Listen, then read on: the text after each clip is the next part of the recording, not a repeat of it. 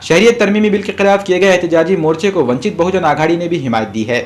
वंचित बहुजन आघाड़ी के रियासती तर्जुमान फारूक अहमद और रियासती लीडर गोविंद दड़वी समेत कई कारकुनान ने जमीयतुल उलमा के एहतजाजी मोर्चे की खुलकर हिमायत की और इस मोर्चे में शामिल हुए। वंचित आघाड़ी के जिम्मेदारान ने इस मौके पर मीडिया नुमाइंदों से बात करते हुए कहा, मोदी हुकूमत ने शहरियत में तरमीम का जो बिल लाया है, इस बिल के जरिए मुसलमानों के बहाने दस्तूर के साथ छेड़छाड़ करने की कोशिश की जा रही है। फारूक अहमद ने इल्जाम लगाया कि मोदी हुकूमत मुल्क को हिंदू राष्ट्र में तब्दील करना चाहती है और यहाँ जात पात और ऊंच नीच के अपने पुराने एजेंडे को लागू करने की कोशिश कर रही है। उन्होंने कहा कि शहरियत में तरमीम से मुतालिक जो बिल लाया गया है, इसकी वजह से आसाम और दीगर कई रियासतों में हालात खराब हो गए हैं। लोग सड़कों पर उतरकर पुरतशद्दुद एहतजाज कर रहे हैं। इसलिए अमित शाह को इस बिल को फौरी वापस लेने की जरूरत है।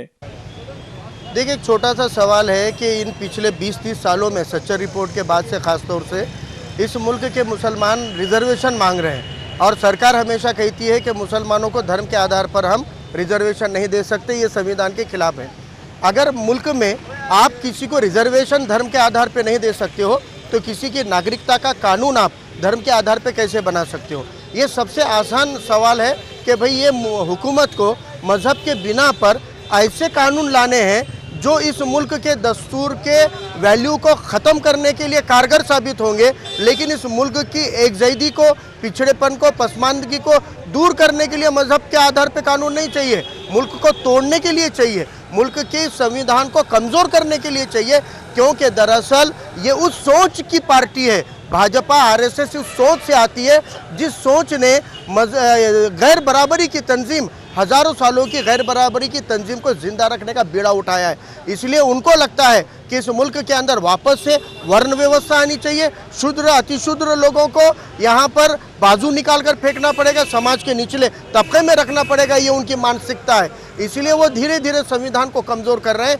मुसलमानों की आड़ में ये हो रहा है। मैं अपने मुल्क के, अपने शहर के, अपने ज़िले के सेक्युलर और तरक्की पसंद हिंदू भाइयों बहनों से कहना चाहता हूँ कि याद करो जिस तरह से इराक के अंदर सद्दाम हुसैन पे इल्ज़ाम लगाया गया था कि उसके पास लाइफ डिस्ट्रक्टिव वेपन है और पूरा हमला करके देश को बेचिराग कर दिया, तबाह किया, लाखों सिपाहियों को मार दिया और बाद में जॉर्ज बुश ने कहा था कि ऐसे कोई हथियार नहीं मिले, हमारी खुफिया एजेंसी CIA ने हमको गलत जानकारी दी। जिस तरह नरेंद्र मोदी ने 8 नवंबर को एक ऐलान करके रातों रात सारी नोटों को खत्म कर दिया, ये कहते हुए कि इस नोटबंदी की वजह से फेक करेंसी पकड़ी जाएगी, काला धन वापस आएगा, नक्सलवाद खत्म होगा, लेकिन ये सारे के सारे जुमले निकले, क्योंकि वो सिर्फ उनकी आड़ में, काले धन की आड़ में नोटबंदी करे। लेकिन तकलीफ किसको हुई? इस देश के हर उस नागरिक को तकलीफ हुई है जो इस मुल्क में अलग अलग धर्म और जाति से, अकेले मुसलमानों को तकलीफ नहीं हुई, अकेले काला धन वाले कोई अमीरों को तो तकलीफ हुई नहीं, उनको तो घर बैठे काला धन बदल के दिया है सरकार ने। इस सरकार का ये सिर्फ ढिंडोरा पीटते हैं, मुसलमानों का दिखावा करते हैं, लेकिन मुल्क को कमज़ोर कर रहे हैं। आज 15 लाख नौकरियां दांव पे लगी है, 7-8 लाख लोगों ने ऑटोमोबाइल सेक्टर और दिगर सेक्टर के 7-8 लाख लोगों नौकरियां गंवा चुके हैं और 7-8 लाख लोग अपनी नौकरियां गंवाने की ताक में बैठे हुए।